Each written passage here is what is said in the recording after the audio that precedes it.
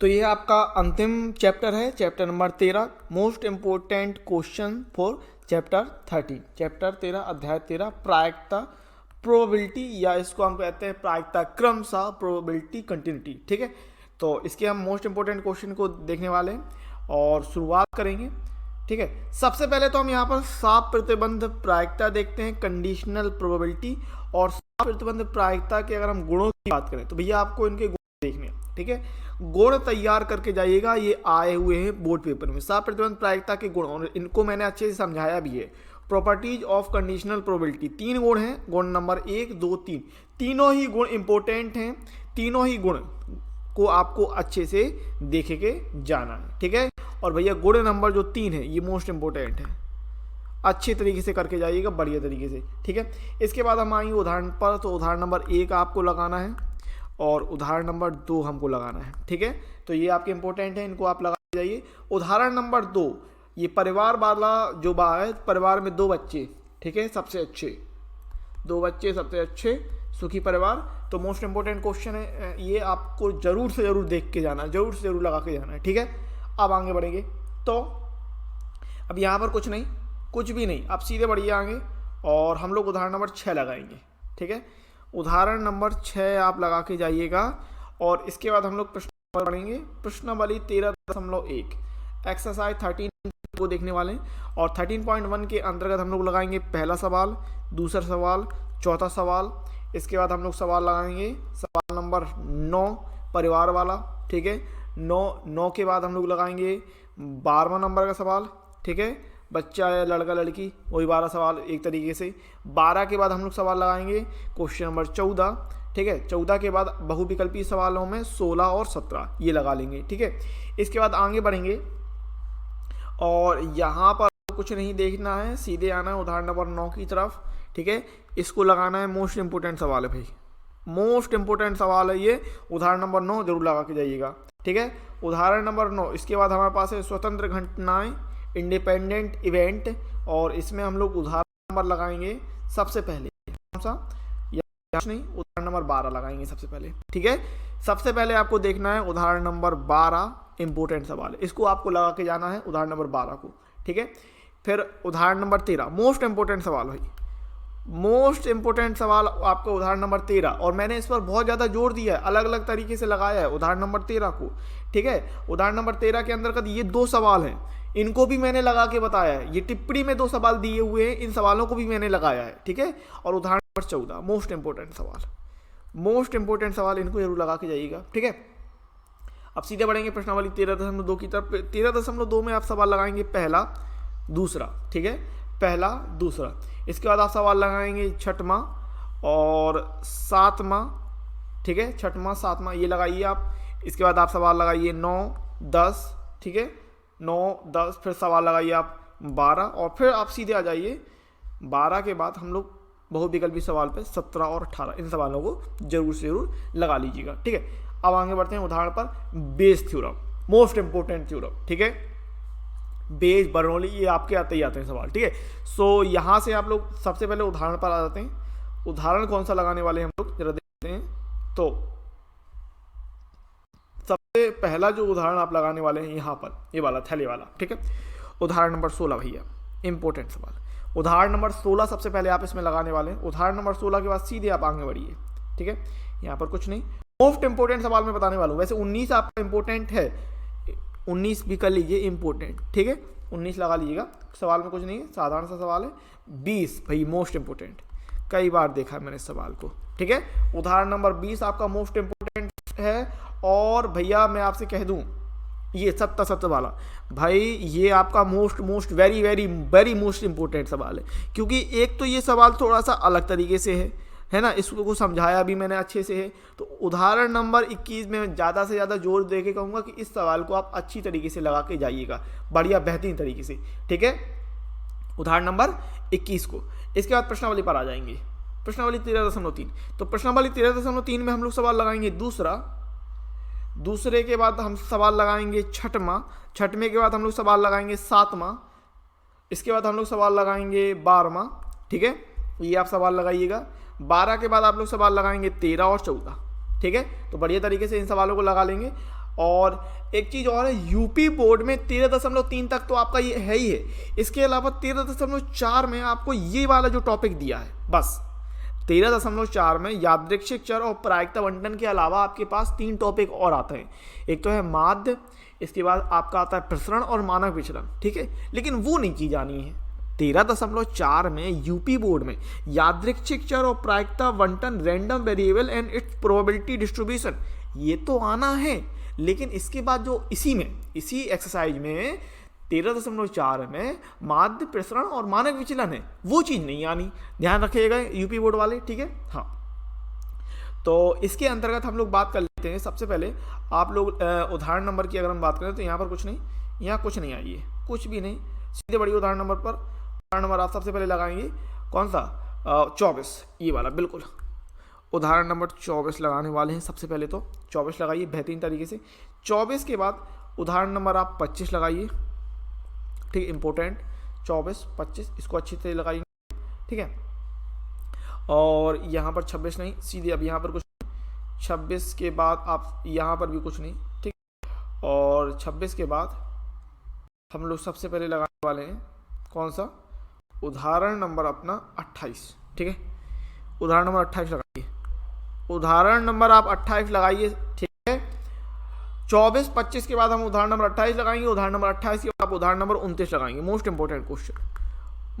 Important question है, आप इसको लगा के जाइएगा, उदाहरण नंबर 29 को। फिर हम प्रश्नावली की तरफ बढ़ जाएंगे।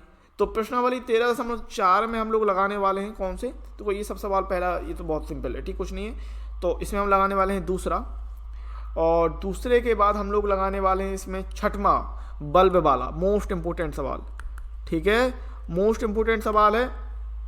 और इसमें आप प्रतिस्थापन के साथ निकालते हैं, ठीक है, मैंने इसमें बताया थी, करेक्शन आपको कर लेना है, ठीक है।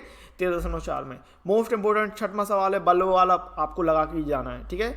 इसके बाद हम लोग लगाएंगे 10वां, ये आप 10वां लगाइए, 10 के बाद 11 लगाइए, 12 लगाइए, 13 लगाइए, 10, 11, 12, 13 इन सवालों को लगा लीजिएगा अच्छे से। और फिर हम बहुविकल्पी सवाल की बात कर लेते हैं, तो 16 और 17 ये सवाल आपको लगाना है। अब हम बात करेंगे बर्नौली परीक्षण और द्विपद बंटन की, ठीक है। तो बर्नौली परीक्षण के बारे में बात कर लेते हैं। तो इसमें आपको देख लेना कौन कौन सवाल लगा लेने, ठीक है। तो शुरुआत में तो आपको कुछ नहीं है, और ये जो एग्जाम्पल दिए हैं ये लगा लेने, यहाँ पर अभी कुछ भी नहीं, ये वाला उदाहरण नंबर 31, तो इम्पोर्टेंट सवाल है। अब उदाहरण नंबर 31 के आधार पे आपके एक्सरसाइज 13.5 में भी सवाल दिए, तो अगर आपने ये लगा लिए तो वो भी कवर हो जाएंगे, ठीक है। तो उदाहरण नंबर 31 लगाना है आपको, और यहाँ पर उदाहरण नंबर 32 लगा लेना है, ठीक है। ये उतना इंपॉर्टेंट तो नहीं है, लेकिन अच्छा सवाल मुझे दिख रहा है और आने के चांसेस हैं, ठीक है। तो उदाहरण नंबर 31 और 32, ठीक है, तो ये लगाना। फिर प्रश्नावली 13.5 की बात कर लेते हैं। 13.5 में आपको सवाल लगाना है तीसरा, और यहाँ पर कुछ नहीं, ठीक है। और इसके बाद यहाँ पर आप अभी कुछ मत लीजिए, और 8वां सवाल, ठीक है, 8वां सवाल लगाइए। 8वें के बाद आप लोग लगाइए 11, 12, 13, 14 और 15 ये सवाल लगा लेंगे, ठीक है। 13.5 में 3, 8 के बाद 11, 12, 13, 14, 15। फिर हम बढ़ेंगे विविध पर। तो विविध उदाहरण की अगर हम बात कर लेते हैं तो यहाँ पर ये नहीं, 33 छोड़ देंगे। 33 के बाद हम लोग बढ़ जाएंगे 34 पे, तो ये आपको सवाल लगाना है। उदाहरण नंबर 34 आपका इंपॉर्टेंट है, इसको जरूर लगाइएगा। 34 के बाद आपको लगाना है 35, ठीक है, ये इंपॉर्टेंट है, ये लगाइएगा 35, ठीक है, बर्नौली परीक्षण से लगना है। इसके बाद हम लोग लगाएंगे आपका 35 के बाद 36 को रहने दीजिए, ठीक है, 36 रहने दीजिए, और हम 37 लगा लीजिए, ठीक है, इम्पोर्टेंट, ठीक है। और इसी क्रम में 36 भी लगा लीजिएगा, ठीक है, वैसे कोई ज़्यादा जरूरी नहीं, लेकिन लगा लीजिएगा, 36 भी लगा लीजिएगा, 36 और 37 इनको लगा लीजिएगा, ठीक है। हाँ, अब हम विविध प्रश्नावली पर बढ़ जाते हैं। सो विविध प्रश्नावली के अंतर्गत आप लोग लगाएंगे पहला, दूसरा, तीसरा, चौथा, ठीक है, पहला, दूसरा, तीसरा, चौथा। फिर हम लोग बढ़ेंगे और आप लोग लगाएंगे छठवां। इसके बाद छठवें के बाद आपका लीप वाला मोस्ट इंपोर्टेंट है सवाल नंबर 8, ये जरूर लगा के जाइएगा। 8 के बाद आपका 9 मोस्ट इंपोर्टेंट 9वां सवाल, ठीक है, तो इनको लगाइएगा। इसके बाद 10वां सवाल ये लगाना है आपको। 10 के बाद आप सीधे आ जाइए, यहाँ पर कुछ नहीं। 10 के बाद यहाँ पर आप कुछ नहीं लगाने वाले हैं, और इसके बाद आप सीधे बहुविकल्पी पे आ जाएंगे। बहुविकल्पी पे आप जो दिए 17, 18, 19 इनको लगाने वाले हैं, ठीक है। इस प्रकार से आपका चैप्टर नंबर 13 भी हो गया। तो बेहतरीन तरीके से मैंने आपको इम्पोर्टेंट जो आपके रिवीजन करने के लिए, भाई आप 3 दिन में, 4 दिन में, 2 दिन में आपको कितना टाइम मिलता है, ज़्यादा से ज़्यादा 2 दिन। अगर आपकी किस्मत तो बिल्कुल ख़राब है तो हो सकता है 1 ही दिन का मिले। गणित के जैसे सब्जेक्ट में अगर आपको 1 दिन मिल रहा है तो इसका मतलब किस्मत ख़राब है। बोर्ड ने जो आपको मार्कशीट या स्कीम, मार्कशीट नहीं करेंगे, आपका कहेंगे स्कीम, ठीक है, मतलब जो आपका पेपर की तारीख, डेट आपको अनाउंस की और उसमें आपको गणित में अगर 1 दिन दिया है तो किस्मत खराब है, ये बोर्ड की गलती है। गणित की जैसे कक्षा 12 गणित की जैसे सब्जेक्ट्स में आपको कम से कम 2 दिन तो मिलना चाहिए। 2 दिन के अलावा अगर आपके पास 3 दिन है तो आप 3 दिन में ये तो कर नहीं पाएंगे कि पूरा का पूरा सिलेबस देख पाए, नहीं। तो उसके लिए मैंने आपको इंपॉर्टेंट क्वेश्चन बता दिए। इतने समय में 3 दिन में, 2 दिन में आपको इन सवालों को अच्छी तरीके से घोट के बेहतरीन तरीके से इन इंपॉर्टेंट सवालों को बढ़िया तरीके से लगा लेना है। All the best.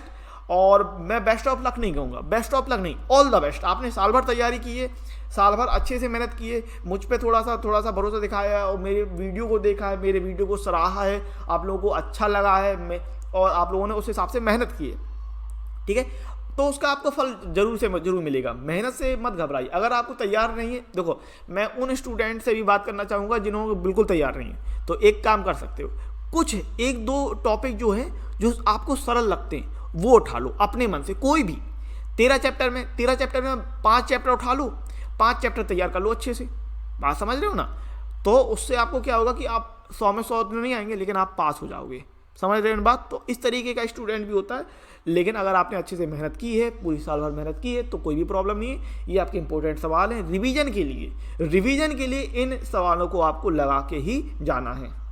तो एनसीईआरटी बुक के अंतर्गत मोस्ट इंपोर्टेंट क्वेश्चन कौन कौन से आपको कर लेने हैं, कौन कौन से टिक लगा लेने हैं और उनको रिवीजन कर लेना है, ये देख लेते हैं एक बार फिर से। चैप्टर नंबर 13 के अंतर्गत प्रोबेबिलिटी कंटिन्यूड प्रायिकता क्रमशः में हम लोगों को एनसीईआरटी बुक से जो इंपॉर्टेंट सवाल हैं वो ये लगा लेने हैं। देखो पहली बात तो उदाहरण से आप जरूर लगाइए। उदाहरण में आप क्वेश्चन नंबर 1, 2, 6, 9, 12, 13, 14, 16, 20, 21, 24, 25, 26, 28, 29, 31, 32, 34, 35, 37 ये उदाहरण लगा लीजिए। फिर प्रश्नावली की बात कर लें तो प्रश्नावली 13.1 में क्वेश्चन 1, 2, 4, 9, 12, 14, 16, 17। प्रश्नावली 13.2 के अंतर्गत क्वेश्चन नंबर 1, 2, 6, 7, 9, 10, 12, 17, 18। प्रश्नावली 13.3 के अंतर्गत क्वेश्चन नंबर 2, 6, 7, 12, 13, 14। प्रश्नावली 13.4 के अंतर्गत आप लगा लीजिए क्वेश्चन नंबर 2, 6, 10, 11, 12, 13, 16, 17। प्रश्नावली 13.5 के अंतर्गत आप लगा लीजिए क्वेश्चन नंबर 3, 8, 11, 12, 13, 14, 15 और विविध प्रश्नावली जरूर लगाएं। तो विविध प्रश्नावली के अंतर्गत आप सॉल्व कर लें क्वेश्चन नंबर 1, 2, 3, 4, 6, 8, 9, 10, 17, 18, 19। और यूपी बोर्ड वाले आप अपना सिलेबस के ध्यान रखें, एक बात को ध्यान रखें, देखो 13.3 तक तो आपको पढ़ना ही पढ़ना है। 13.4 में आपको प्रायिकता बंटन ये जरूर पढ़ना है, ठीक है, पूरा नहीं पढ़ना 13.4 से आपको प्रायिकता बंटन ही बस पढ़ना है। और 13.5 यूपी बोर्ड वालों को तो नहीं पढ़ना है, बाकी का जिनका जो बोर्ड है वो अपने हिसाब से देख सकते हैं। और विविध में भी जो रिलेटेड क्वेश्चन है वो आपको पढ़ के जाना है। 100 आउट ऑफ 100 के लिए आखिर आप क्या पढ़ें, किस तरीके से पढ़ें ताकि आपके 100 आउट ऑफ 100 आ सकें कक्षा 12 गणित के अंतर्गत। तो मेरी थ्योरी के हिसाब से आपको ये चीज़ें करना बहुत ही ज़्यादा ज़रूरी है। देखिए अगर आप एनसीईआरटी बुक से पढ़ रहे हैं तो एनसीईआरटी बुक के अंतर्गत रिवीजन करने के लिए, देखिए रिवीजन का वक्त है ये, रिवीजन के लिए आपको मैंने इंपॉर्टेंट क्वेश्चन के लिए टिक लगवा दिए। तो उस वीडियो के आधार पर आप इंपॉर्टेंट क्वेश्चन कर लीजिएगा वहाँ से एनसीईआरटी बुक से, अगर आप एनसीईआरटी बुक से तैयारी कर रहे हैं। और अगर आप किसी रेफरेंस बुक का, किसी प्राइवेट बुक का इस्तेमाल कर रहे हैं, किसी प्रकाशन का, अलग प्रकाशन का इस्तेमाल कर रहे हैं तो भी अच्छी बात है, कोई दिक्कत नहीं है। लेकिन आप अगर एनसीईआरटी बुक का तैयारी कर रहे हैं तो फिर मैंने आपको इंपॉर्टेंट क्वेश्चन के लिए टिक लगवा दिया है ताकि आप जल्दी से जल्दी रिवीजन कर सके, तो वहाँ से वो देखिए। इसके अलावा अगर आपके पास कोई क्वेश्चन बैंक है, अब क्वेश्चन बैंक क्या होता है, तो क्वेश्चन बैंक एक इंपॉर्टेंट क्वेश्चंस की बुक होती है, ठीक है। इसे यूपी बोर्ड में क्वेश्चन बैंक के नाम से जाना जाता है। जो इंपॉर्टेंट क्वेश्चन की हमारे पास बुक होती है इसे यूपी बोर्ड में क्वेश्चन बैंक के नाम से जाना जाता है। इसके अलावा इसे राजस्थान में इसे आइडिया के नाम से जाना जाता है। तो अलग अलग बोर्ड में अलग अलग नाम से जाना जाता है, आप उसको जरूर पढ़ें। इसके अलावा आप अनसॉल्व्ड लगाएं, ठीक है, अनसॉल्व्ड लगाना बहुत ही ज़्यादा ज़रूरी है, यानी कि लास्ट ईयर के पेपर ठीक है। अनसॉल्व्ड आप हर हाल में लगाएं। अगर आपके पास समय कम है तो कम से कम अभी अगर जितना भी आपका समय है तो एक पेपर तो आपको लगा के जाना ही है, ताकि आपको पता चले कि जो आपका पेपर आता है वो किस तरीके से आता है। और अगर आपके पास थोड़ा सा समय है तो कम से कम 3 से 5 पेपर आप जरूर सॉल्व करके जाएं। और जितने ज़्यादा आप पेपर सॉल्व करेंगे उससे उतना ही आपको एक्सपीरियंस होगा, आपको पता चलेगा कि पेपर किस तरीके से आता है, क्वेश्चन कहाँ से किस तरीके से क्वेश्चन पूछे जाते हैं। तो ये ज़रूरी है।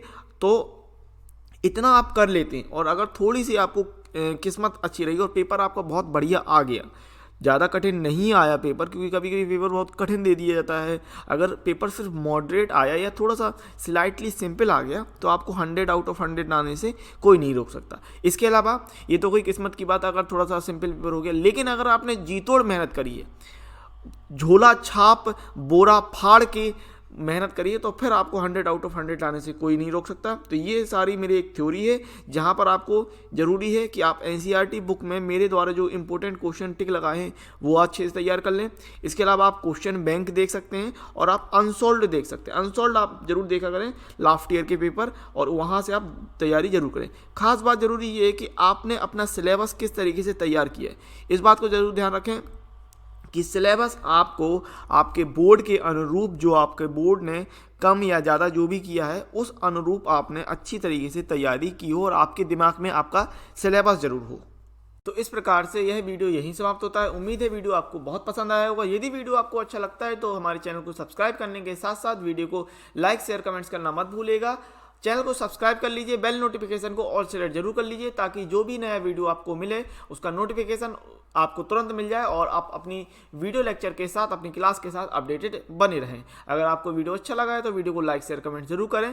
और अगर आप लाइव क्लासेस को ज्वाइन करना चाहते हैं, लाइव क्लासेस को अटेंड करना चाहते हैं, तो हमारे एप्लीकेशन को जरूर डाउनलोड करें, जिसका लिंक आपको डिस्क्रिप्शन में मिल जाएगा, या फिर आप प्ले स्टोर में भी सर्च कर सकते हैं एक्सपी क्लासेस, वहाँ से भी आप हमारी एप्लीकेशन को जरूर डाउनलोड करें।